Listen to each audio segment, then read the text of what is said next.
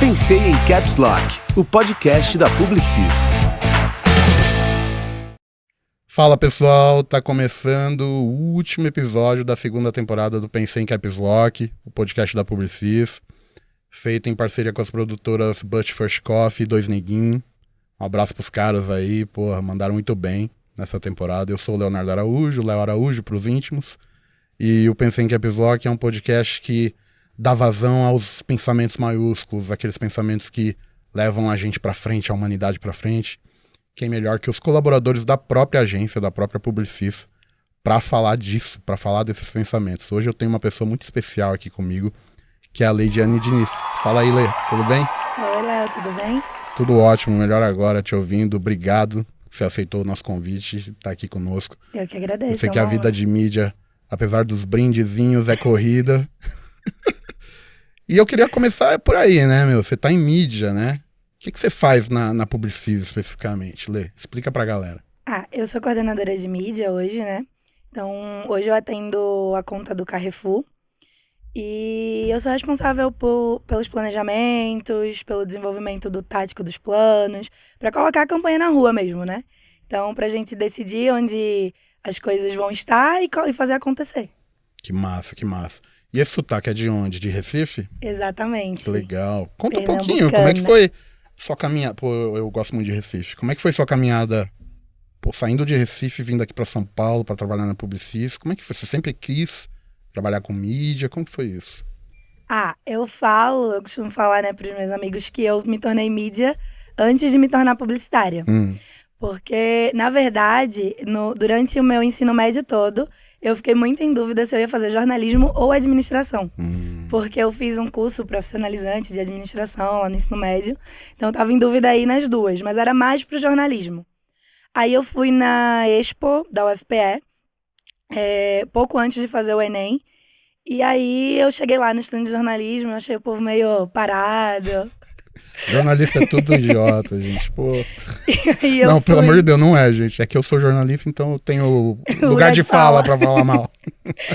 E aí eu fui no stand de publicidade que eu nunca tinha cogitado na minha vida. E aí tinha um joguinho lá. E nesse joguinho eles explicavam as áreas da agência e você tinha que escolher uma área pra poder participar do joguinho, né? Que legal. E aí eles explicaram um pouquinho de cada área e eu escolhi mídia. Então eu nem sabia que eu ia fazer publicidade ainda. E aí eu escolhi mídia, participei lá do joguinho, ganhei no joguinho.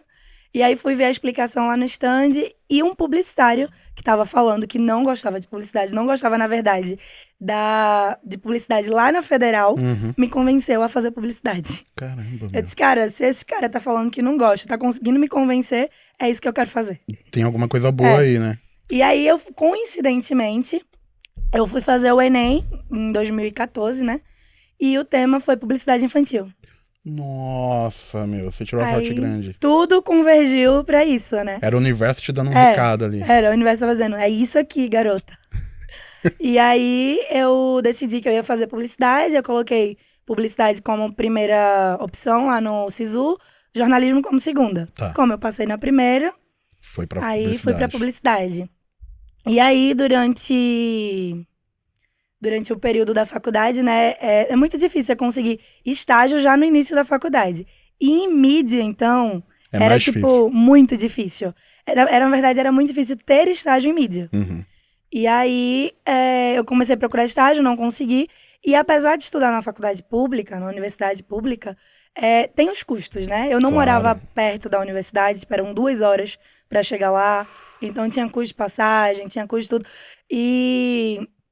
E aí eu, tive que ir pro call center, que é basicamente a entrada de todo jovem no mercado de trabalho. É verdade. E aí eu fui pro call center, do call center, fui estagiar no CNA, foi meu primeiro estágio. Que legal. E aí, quando tinha 2 meses que eu tava no CNA, uma amiga minha que tinha entrado pra mídia digital em uma das maiores agências de Recife, ela me indicou pra uma vaga de mídia off, que legal, de estágio. E aí eu fiz a entrevista, no mesmo dia à noite, ele me ligou, falou que a vaga era minha. Que massa. E na outra semana eu já comecei a trabalhar. Qual que era a agência? Agência 1. Como é que é o mercado lá de Pernambuco, de Recife?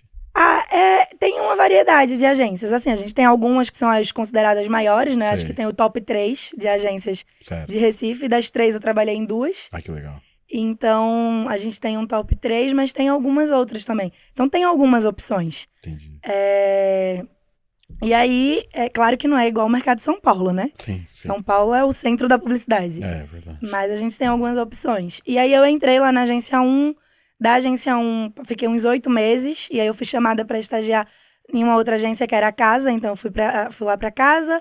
Fui atender a conta da TIM. Na 1 eu trabalhava com contas educacionais e aí eu fui atender a TIM. Era estagiária de mídia da TIM, fui contratada como assistente. De assistente, depois mudei para uma outra agência que chama Reserva Comunicação. Aí essa agência eu fiquei 5 meses, porque ela perdeu um dos maiores clientes. Ah, entendi. E aí eu fui junto com o cliente, né? Entendi, acontece. E aí 2 semanas depois eu voltei para casa. E 2 semanas depois foi dia 13 de março de 2020, uma semana antes do lockdown. Então... Março de 2020, esse mês a gente vai lembrar durante muito tempo. Eu acho. Né? E aí veio o lockdown e aí aquela incerteza, né? Meu Deus, eu vou continuar trabalhando. Isso você em Recife ainda, certo? Em Recife. Mas aí, graças a Deus, eu continuei trabalhando a pandemia inteira na casa. Eu assumi a conta da TIM, que até então eu tinha sido assistente da conta, mas aí eu fiquei responsável. Vou contar, sim. Trabalheira, hein? Foi incrível. Era regional, né? Então era TIM Nordeste. Mas eu fazia todos os estados do Nordeste com a TIM. Nossa. E aí, fiquei lá até julho de 2020. Eu tinha feito algumas entrevistas, porque desde que eu entrei em publicidade, eu já tinha entendido que o mercado da publicidade era São Paulo. Eu já tinha morado em São Paulo 2 vezes durante a infância. Legal. E aí eu disse, não, eu tenho que ir para São Paulo. Minha meta era essa. E aí eu fiz algumas entrevistas até que eu achei que ia passar, porque eu fiz uma, inclusive, para uma agência do grupo, que foi para atender a conta da Claro. E aí eu tinha certeza que ia dar certo, porque eu atendia TIM, né? E não deu certo. Não deu. E aí, umas semanas depois, a Publicis entrou em contato comigo. E eu tinha tido um contato por telefone já, né, com o RH da Publicis. E aí ela ligou pra mim novamente e falou que a vaga que ela tinha falado comigo antes tinha fechado. Mas que tinha aberto uma outra, que ela tinha lembrado de mim. Mas era pra mídia digital e off. E até então eu só fazia off. Tá. Aí eu disse, gente, não vai dar certo isso. Mas não tenho nada a perder, né? Claro. Vamos fazer a entrevista. Não, eu já tenho, vambora. E aí eu fui, fiz a entrevista. E no mesmo dia o RH entrou em contato comigo falando que eu tinha passado. Que legal. Então, isso foi final de junho, dia 30 de junho. E aí foi isso. Eu saí de lá, vim pra Publicis, comecei no dia 19 de julho. E aí você já veio morar em São Paulo? Ou você 5 só veio... meses depois. Tá. Porque eu já tava com a passagem comprada pra vir passar as festas de final de ano na casa do meu tio. E aí eu disse, gente, seguinte, tô indo trabalhar lá, já tô com passagem comprada. É a chave que eu tava precisando, é a minha mudança. E aí foi isso, aí eu vim pra São Paulo. Que legal. Você volta pra Recife de vez em quando? Como é que é? Sim, ano passado eu fui 2 vezes. Porque eu fui madrinha de casamento 2 vezes ano passado. Que legal. Então a primeira vez eu passei 1 mês e pouco, que eu fiquei minhas férias todas, mais um pouquinho. Porque a gente ainda não tava vindo presencial com tanta frequência pra agência, né? Sim. E aí eu fiquei 1 mês e pouco lá. E aí depois eu fui de novo, fiquei só o fim de semana mesmo, porque eu fui ser madrinha do casamento. E esse ano eu já fui de novo também. Que legal. Aparentemente eu só vou pra casamento, porque esse ano a minha tia casou. Foi pra mais aí um eu casamento. fui pro casamento da minha tia. Mas aí eu fiquei uns 15 dias lá. Deixa eu voltar um pouquinho. Você falou que entrou em universidade pública, né? Sim. E você foi a primeira da família a entrar numa universidade pública. Sim. Eu queria saber como é que isso impactou a sua relação profissional e pessoal, assim. Como é que foi isso pra você? Esse conseguir alcançar esse objetivo, né? Como é que foi pra vocês? Então, a minha família, ela nunca teve muito essa cultura do estudo, digamos assim. Porque na verdade eu não sou de Recife. Eu morava, né, na região metropolitana, que era no Cabo de Santo Agostinho. E a gente nunca teve muito essa cultura. Certo. Então acabou que durante o ensino fundamental, eu comecei a gostar muito de ler, eu comecei a me interessar muito por essas coisas, e aí eu fui vendo que pra eu conseguir alguma coisa, pra eu conseguir os objetivos que eu queria, eu ia precisar estudar. É verdade. E aí... Você teve uma fase blogueirinha também, você comentou comigo. Né? Ah, tive. Em off aqui a gente tava falando de várias coisas, inclusive falando mal da Taylor Swift. Se você é pró ou contra a Taylor Swift, bota aí nos comentários. Isso é um papo pra outro episódio. Mas, por favor, continua. Sim, eu tive a fase blogueira. Foi justamente nessa fase aí que eu comecei a gostar de ler, eu também comecei a gostar de escrever. Legal. Então eu tinha um blog e eu amava. Tudo que eu sentia. O meu blog era basicamente sobre o que eu sentia. Então todas as crises que nós temos na adolescência estão registradas no meu eu blog. adorava a fase de blogs da internet, sabe? Era tão mais simples, Sim, né? era tudo mais simples. Porra, era tão legal. Você lia o que nessa época? Harry Potter? Sim, eu comecei com Harry Potter. Legal. Então, o primeiro livro que eu li na minha vida inteira foi Harry Potter e a Pedra Filosofal. Que massa. Então, um amigo do colégio tinha o livro. Aí eu falei, nossa, que legal, me empresta? Ele falou, empresta. E aí eu li, só que ele só tinha esse também. E aí eu conheci, lá, nessa época ainda tinha tipo as combis, que levavam você de um lugar pro outro, né? Sei. Indo na Kombi pra um curso que eu fazia de informática, eu conheci uma mulher que ela me viu lendo e ela perguntou o que eu gostava e tal. Aí eu falei que eu gostava de Harry Potter, mas que eu não tinha lido todos. E aí ela falou que a filha dela tinha os outros. Ela morava no caminho da minha escola e ela me emprestou todos os livros. Nossa, eu li a saga Harry Potter inteira desse jeito. Então, logo depois de entrar na Publicis, eu até poderia ter comprado antes, né? Mas aí veio a pandemia, aí veio o incentivo. Mas logo depois de entrar na Publicis, eu comprei o meu primeiro box do Harry Potter. Foi, tipo, surreal, assim, a sensação de, cara, eu já li, mas é meu agora, sabe? E nessa época da leitura mais voraz, você percebeu, puta, eu preciso estudar, né? Isso. Aí, eu vi, né, que eu precisava disso. E eu comecei a me dedicar a isso, tanto que eu fui no ensino médio, eu fui estudar em Recife. Só que para estudar em Recife tinha um custo. Claro. Mesmo escola pública, a gente tinha a questão da passagem e tal. E eu comecei a trabalhar em pizzaria. Eu trabalhava no fim de semana para pagar minha passagem do colégio durante a semana. Então eu trabalhei em duas pizzarias de Recife. Trabalhei num lugar lá também que vendia espetinho.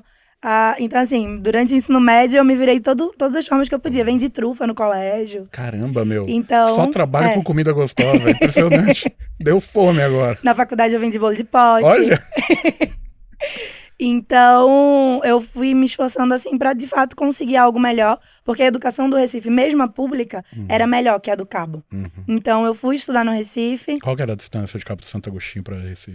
Era 1 hora de ônibus para meu colégio. Caramba, puxado, né? Era. E eu estudava integral. Então era, tipo, eu saía de casa às 6h pouca da manhã e chegava em casa só à noite. Entendi. Então fui estudar e aí teve 2 lados na minha família, né? Teve o lado de quem me apoiou, minha mãe, minha avó, as pessoas mais importantes e mais próximas, assim. Mas teve muita gente na minha família também que criticava. Tipo, pra que isso? Pra que ficar se esforçando desse jeito? Vai se matar de estudar, vai enlouquecer de ler tanto. Então, teve muita crítica também. Claro. Mas... É até compreensível, né? Talvez eles estivessem pensando assim, puta, ela tá arriscando, né? Sim. E correr riscos é complicado, né? Era uma cultura completamente diferente de tudo que a gente viveu, né? Então, mas graças a Deus deu certo. Estudei os 3 anos do ensino médio no Recife. Chegou uma época que eu não conseguia mais trabalhar, porque não dava para conciliar, porque eu tinha que estudar pro Enem e tudo mais. E aí eu tive um apoio ainda maior da minha família, financeiramente falando. Que legal. Porque o último ano do ensino médio eu não trabalhei. Eu vendia as trufas, mas eu não trabalhava mais de fim de semana como era antes. Nos livros porque era ali, puxado. Né? Claro. Eu fazia curso de inglês, porque eu fui bolsista do consulado americano. Olha que legal. Então eu fazia curso de inglês no fim de semana. Eu fazia trabalho voluntário no IMIP, no hospital. Olha. E ainda tinha o colégio que era integral, fora o curso de administração. Então era uma rotina muito puxada. E aí trabalhar também no fim de semana até 2, 3 da manhã era surreal. Aí no último ano eu não trabalhei. E aí tive esse apoio. E aí entrei na Federal e... Que legal. Olê, você é nativa digital, né? Pra mim, tô perto dos 40 aí, é quase estranho ver isso, assim, porque eu participei da transição, né? Eu nasci, não tinha internet, na minha infância a internet começou e tal, e hoje em dia a internet tá aí, parece o ar que a gente respira, né? E você é nativa digital e escolheu mídia. E eu queria saber como que você vê a evolução do mídia hoje em dia, sabe? E, bom, aproveitando, queria que você falasse, se tem alguém ouvindo a gente e se interessa por mídia, quais conselhos você daria? Primeiro, como você vê a evolução desde a época que você começou até agora, assim? Como que você vê a atividade do mídia no Brasil? Uma nativa digital que escolheu mídia off, né? É verdade, é verdade. Vale salientar. eu sempre gostei mais. Tipo, eu entrei, como eu falei, eu entrei na faculdade já com um olho assim na mídia, por conta do joguinho lá que eu participei no começo. Só que a gente só ia ter cadeira de mídia no 6º período. Então eu comecei a estagiar em mídia antes de ter a cadeira efetivamente de mídia. Legal. Quando começou, você tava craque já, né? Então assim, foi uma experiência incrível. Eu fui a única mídia off formada pela minha turma. Acho que teve mais 2 ou 3 mídias, mas todos digital. Então, a única mídia off formada pela minha turma.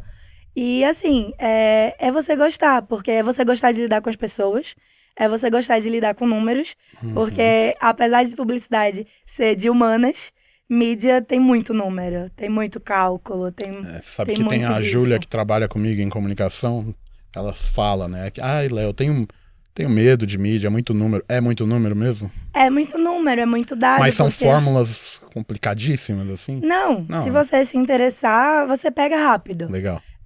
Porque, assim, são muitos dados, porque a gente tá ali usando o dinheiro do cliente. Claro. Basicamente, a mídia é quem decide como usar o dinheiro do cliente. Sim. Então, a gente tem que fazer tudo isso baseado em dados. A gente não pode tirar a estratégia da nossa cabeça, Claro. né? Então, a gente tem as ferramentas, os recursos do Ibope, a gente tem várias ferramentas hoje que a gente consegue fazer análise de público, análise de comportamento.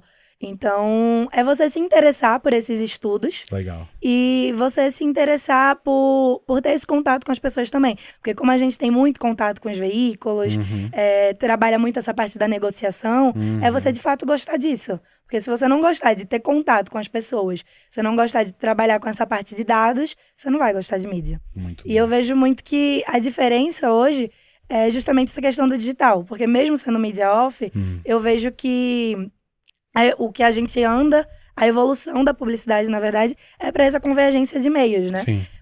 E eu acho que até para convergência também de áreas. Porque antes eu acho que a gente pensava mais dentro de caixinhas. O mídia faz o papel do mídia, Sim. a criação faz o papel da criação. E hoje a gente tem que ter um mídia mais criativo, tem que ter uma criação que pensa como mídia.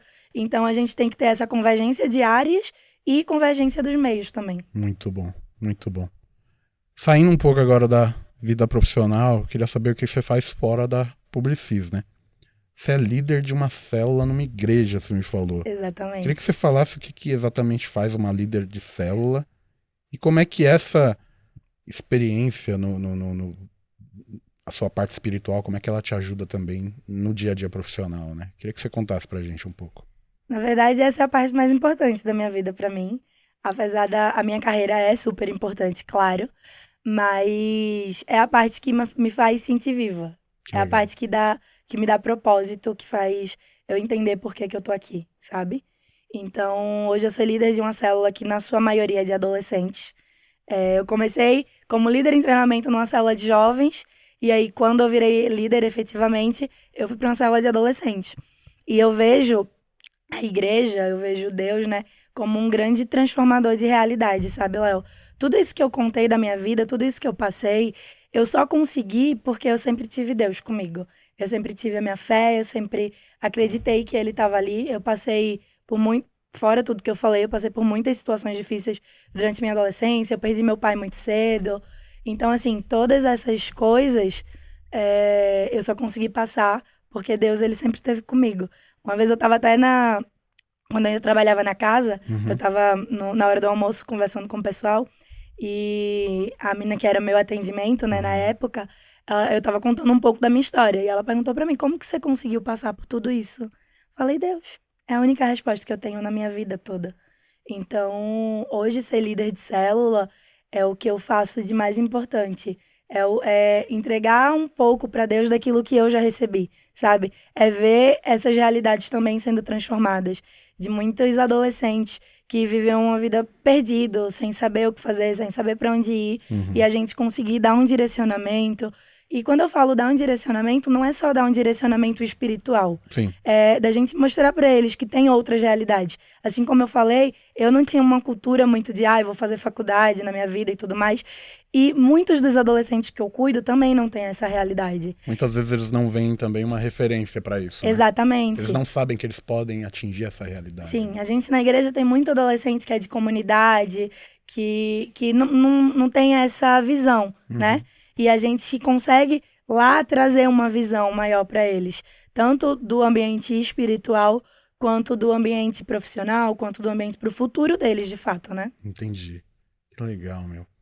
E outra coisa que você me confidenciou quando a gente tava, né, fazendo a pauta e tal, você falou assim que seu tempo de qualidade é ou melhor, que sua linguagem do amor É tempo de qualidade. é tempo de qualidade. Como é que é isso? Explica isso pra gente. Que eu li, eu falei, meu, acho que eu entendi, mas vou perguntar pra ela explicar direitinho. Então, existe uma teoria, existe um livro de um autor chamado Gary Chapman, que ele fala sobre as 5 linguagens do amor. E as 5 linguagens Meu são... Deus, me indicaram esse livro esse fim de semana. É muito bom, vale muito a pena. E você começa a entender muito mais as pessoas. Exatamente, me indicaram exatamente por isso. Falaram assim, Léo, lê esse livro que ele vai te ajudar a entender fulano de tal. Total. Mas pode falar. Então, são 5 linguagens do amor, que é tempo de qualidade, palavras de afirmação, presentes, atos de serviço... E qual é a quinta? Não sei, não li ainda. Calma. Não tem problema, o pessoal dá um Enfim, Google. é isso, gente. Procurem, vale a pena. É. Mas são 5 linguagens do amor, né? E a minha predominante é tempo de qualidade. Tempo de qualidade eu acho que é meio autoexplicativo, mas é você, de fato, passar tempo com as pessoas. Sim. Mas não só você passar tempo. Não adianta, tipo, eu estar passando um tempo com você e aqui no celular o tempo inteiro. Sim. A gente tá passando um tempo e eu tô prestando atenção em outras coisas. É, de fato, ter qualidade naquele tempo que a gente tá junto. Então, de fato, aproveitar a companhia do outro. E é muito dessa forma que eu consigo expressar o amor que eu sinto pelas pessoas. E que eu recebo muito também. Quando as pessoas, elas... pegam, porque eu sei que a vida hoje ela é muito corrida. Então, se você tira um tempo pra estar comigo, eu sinto que eu sou importante pra você. E a mesma coisa que eu tento fazer com as pessoas. E isso ficou muito mais claro pra mim depois que eu vim morar em São Paulo, na verdade. Porque antes eu ficava muito ali entre tempo de qualidade e palavras de afirmação. Ai, não sei qual que é maior, sabe?